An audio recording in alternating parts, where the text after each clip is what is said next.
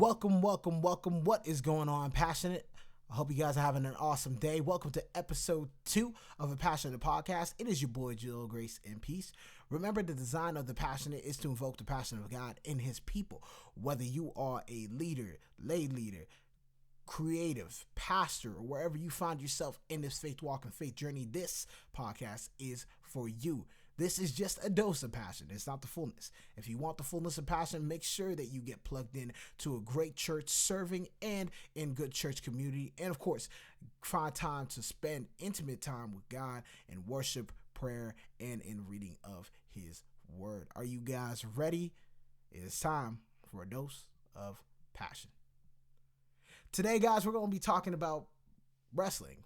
Well, more specifically, Lucha Libre wrestling and the luchadors that wear masks and how it relates to us as Christians. Guys, I'm excited to really share this topic with you guys. You're going to be learning a little bit of a different culture, so hopefully you guys, at least if nothing, learn a new culture and are encouraged.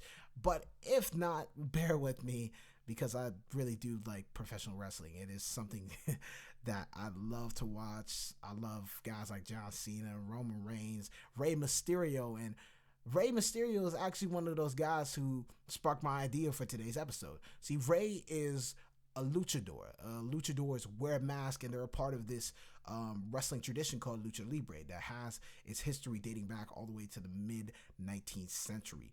Now, a luchador is a wrestler that takes on a character, and that character is reflected through their mask. In other words, the wrestler would become and are defined by the mask that they wear.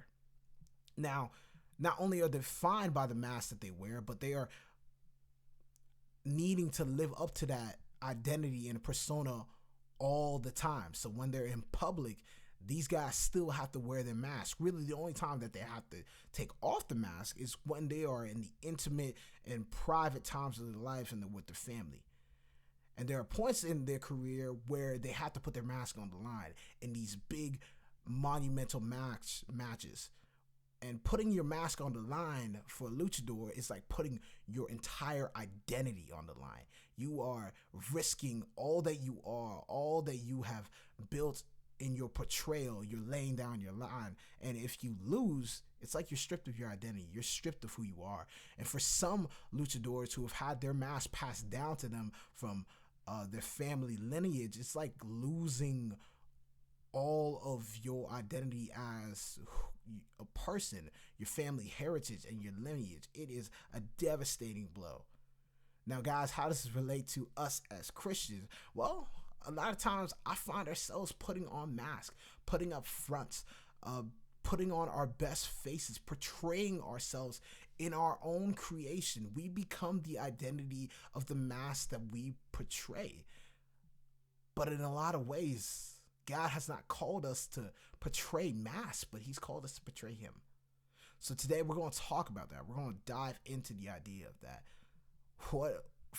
Where do we break down this idea of how do we take off our mask? How do we learn and understand that wearing a mask in Christian culture, in our walk with Jesus, where does that need to go? Well, God makes it so clear to us. In Ephesians chapter 4, verse 25, He says, therefore, through Paul, He says, therefore, put away falsehood.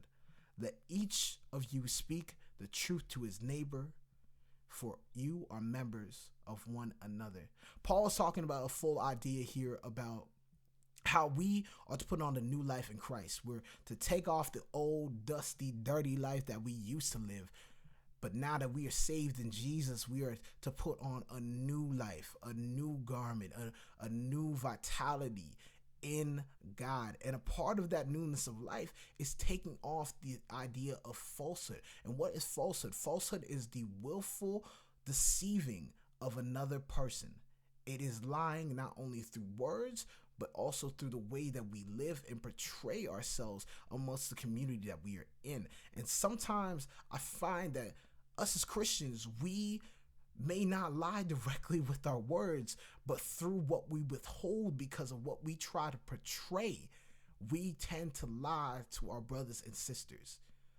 I experienced this myself this week while I was at work. I was going through a really difficult time, and I tried to put on a front like I was okay, but my bosses saw right through it. They saw right through my portrayal. They saw right through my mask and my front, and they just said, Joel, you're not all right. You need to go home. You need to take time and just get yourself right and then come back tomorrow. God hit me with this crazy thought after that moment. He said, Joel, I know that you put on this mask and this front, this persona to try to portray yourself as okay. But the one thing you have to understand about the mask and the falsehood is that you can still bleed under your mask. You can still bleed under your falsehood, under your persona that you show. And the only time that people will actually see that you're hurting is when the blood starts dripping out from under the mask. And by that point, it's too late.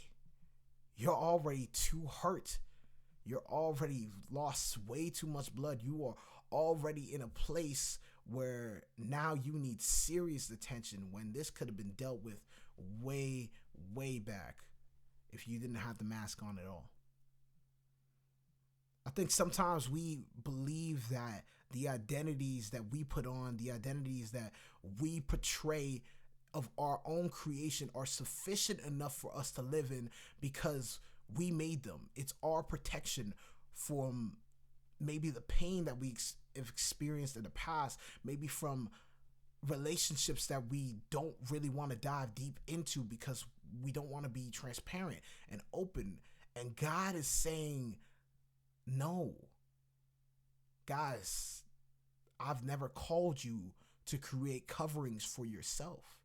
I've never called you to put on masks and personas. I've called you to be image bearers of me, to reflect me in openness and honesty, so that when you are hurting, I can heal you. I can use all the resources that I put around you. I can use my people, my hands and my feet to fix you and to heal you and to make you whole.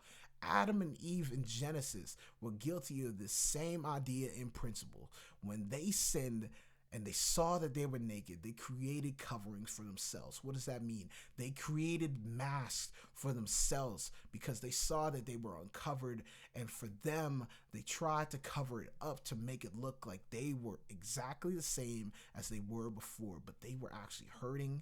They were actually in trouble, and they needed healing. They needed forgiveness, but instead they created a mask. All God is saying to us is lay down your insufficient covering and your persona that you created with your own hand. Be honest. Take off the mask. Surrender your identity to mine, because my identity that I've created in you is more sufficient than any identity that you have made for yourself. Well, guys, that's it. That is a dose of passion for today. For your own study, I encourage you guys to read through Ephesians chapter 4 and Genesis chapter 3 for yourself. And as well, guys, if you are hurting in any way, if you're going through a very difficult time, don't be afraid to just reach out to good community, to a trusted leader and pastor, and talk. Be open and honest. And of course, get deep with God in prayer and just pour your heart out before him. Guys, we're not called to hide. We're not called to put on a mask and personas. That's really cool for Lucha Libre culture, but it's not good for us as Christians. Let us be Christians who only live in one identity, and that's our identity in Jesus Christ. Remember, that was just a dose of passion. Grace and peace, fam. Later.